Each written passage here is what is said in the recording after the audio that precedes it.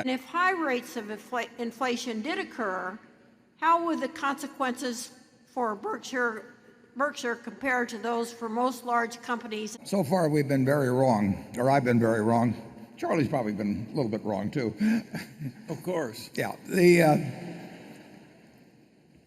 No, I would not have predicted that you could have 5 or 6 years of close to zero rates and now get negative rates in Europe and run fairly large deficit, although the current deficit is not that large. I mean, the country could sustain on average 2 or 2.5% deficits forever and not increase the ratio of debt to GDP. So the word deficit is not a dirty word, but very large deficits and sort of uncontrollable are scary. But we've taken the Federal Reserve balance sheet up from $1 trillion to over $4 trillion, and we've done a lot of things that weren't in my Economics 101 course, and so far nothing bad has happened except for the fact that people who saved and kept money in short-term savings instruments have just totally gotten killed in terms of their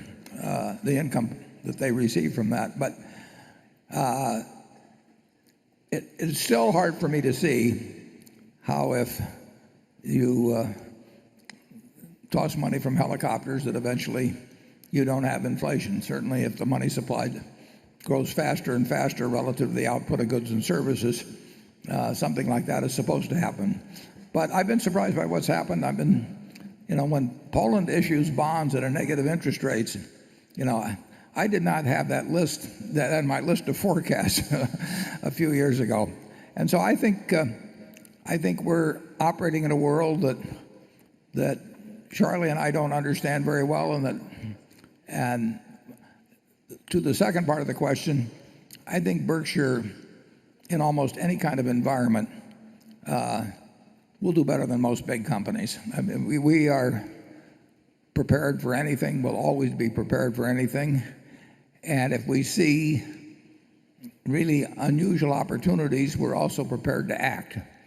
And that gives us a real advantage over most big companies. We don't count on anybody else. We're sitting with over $60 billion right now. I'd rather be sitting with $20 billion and have made a great $40 billion acquisition. But we will be very willing to act if economic turbulence of any kind occurs, and we'll be prepared, and most people won't be. Charlie? Yeah, we have made very little progress in life by trying to outguess these macroeconomic factors. We basically have abdicated. We're just swimming all the time, and we let the tide take care of itself.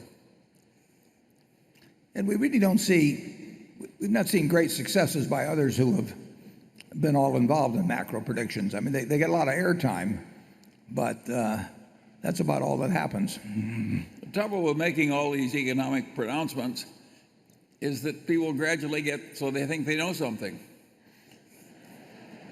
It's much better just to say I'm ignorant. Yeah. We will find things, though, under any circumstances. They don't come at an even flow.